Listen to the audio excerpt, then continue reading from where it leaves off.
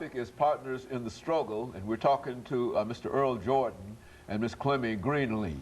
And of course, Mr. Jordan, I think we promised that during the final segment we would give you an opportunity to talk about some of the real problems dealing with drugs and gangs within these communities that in many instances prompt all of this gun violence that we're talking about. Let's talk about it from that perspective. That's basically it. You know, I think that here in Nashville that we're getting a population there of gangs here in Nashville, and the drug activity that leads with some of these young men who are affiliated with gangs, I figured it's causing a lot of the murders and gun violence that's going on.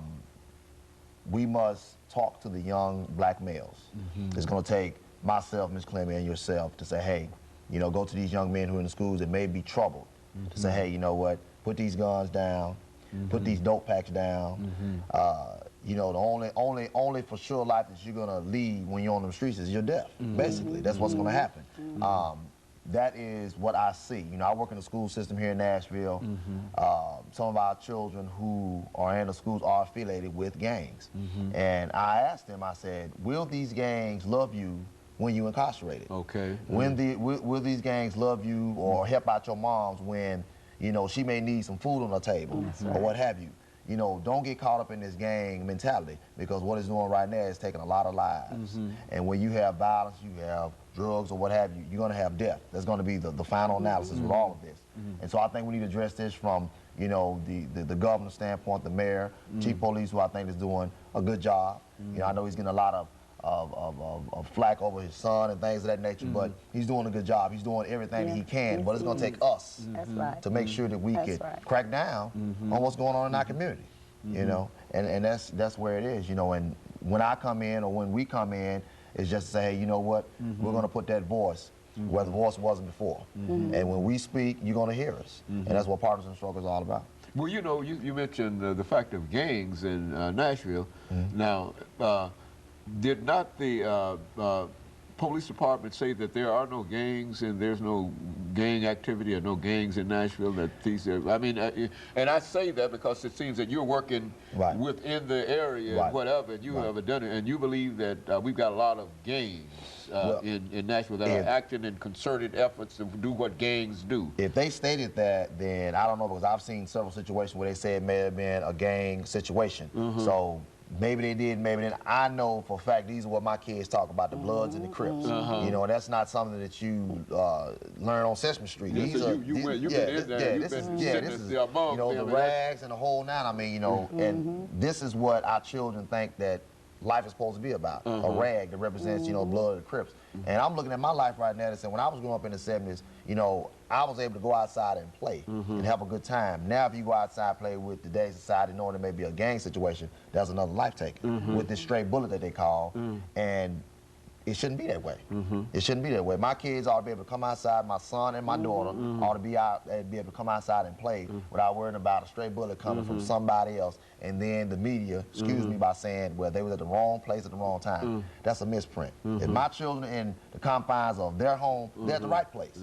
These young men who are out here taking the lives of our loved ones are in the wrong place. They shouldn't be there. They shouldn't be out there with guns and pulling the triggers and taking lives. That's right. And that's the bottom line. Well, now quite a bit of this activity, and not quite a bit, because I think that there's gang violence and murders and et cetera all over the city. But the newspapers seem to have sort of singled out public housing as the place of focus, because a large number of these murders have been committed in public housing. But we're talking about less than, according to the less than 5,000 folks. Is that what we're talking about? We're talking because, well, now, in other words, 5,000 folks in real sense are held hostage by these gangs and this kind of activity. Violence is going to come everywhere. Not just who would think that something would transpire on the campus of Tennessee State University, DrJHaney. We never thought that. But these were young men who was out to get somebody that night.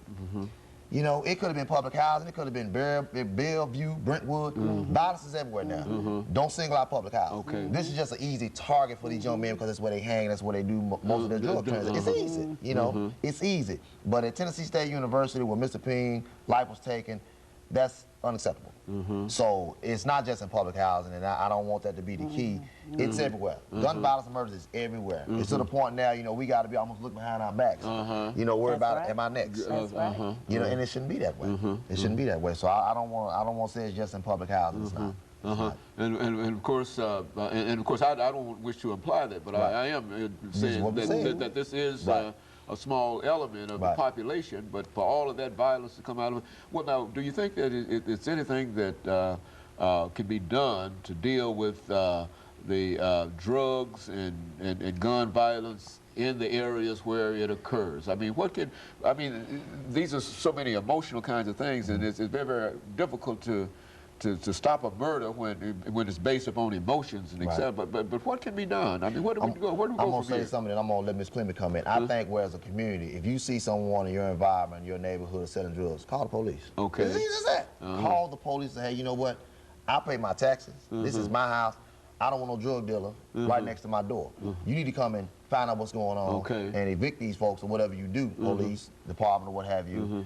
And then next it goes to our children who are making these decisions. We need to reach our children and talk to them. We need to talk to them. That's it. I'm going to pass to Ms. Clement. She got something she may want to say. Well, the only thing I want to touch base on that real quick is the only thing we can do as a community is come together and accumulate a lot of more opportunities and a lot of more programs for the youth. The CEO of Galaxy Star, which is Mr. Lonnie Greenlee, he says it best. They're not going to put the guns and the packs down and go work for a $5 job when they make $500 an hour.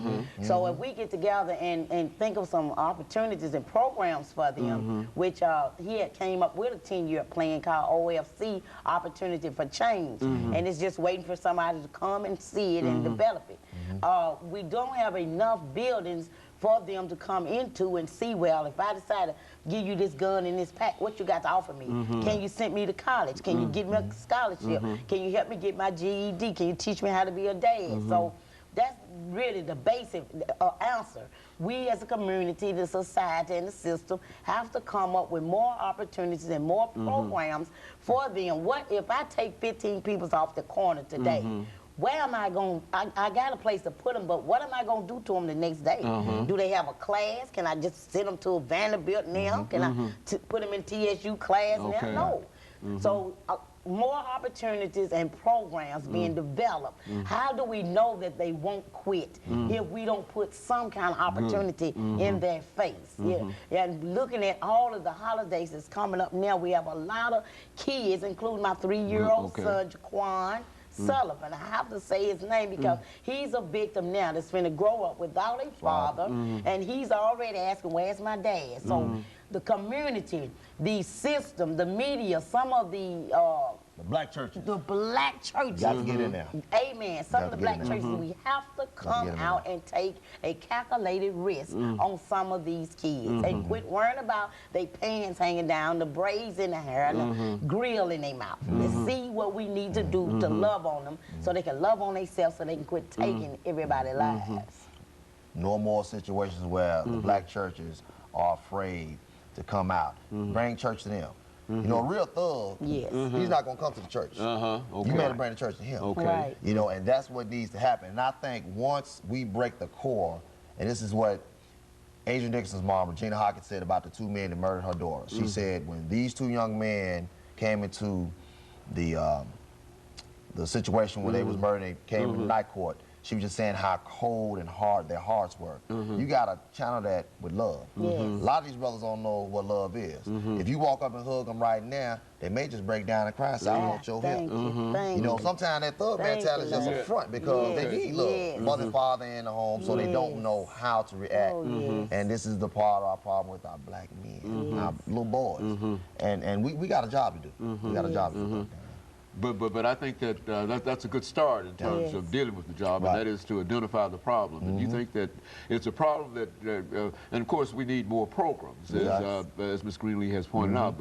But it's a problem that could be solved by just not just with love. Love is all. But you're saying that if we start showing more concern in reference to what these young people are doing and stop criticizing them, that perhaps they might drop that hard exterior that they have and be willing to come by and we can deal with them. That's right. Because they won't help. They won't help. They won't help. They won't help. They won't help. Early on, when the young lady lived in apartments was shot on her porch, we all met up, and Brother Earl was there along with my pastor, which is Pastor Orlando Westbrook. Quick. And anyway, he was there, and he would tell you he's a hood pastor. He would come out and love on you. Okay, and of course, Ms. Greenlee and Mr. Jordan, let me thank the two of you for coming by and bringing us that excellent information. And let me encourage our audience to tune in again next week for another informative edition of Comments. Thank you, and good morning.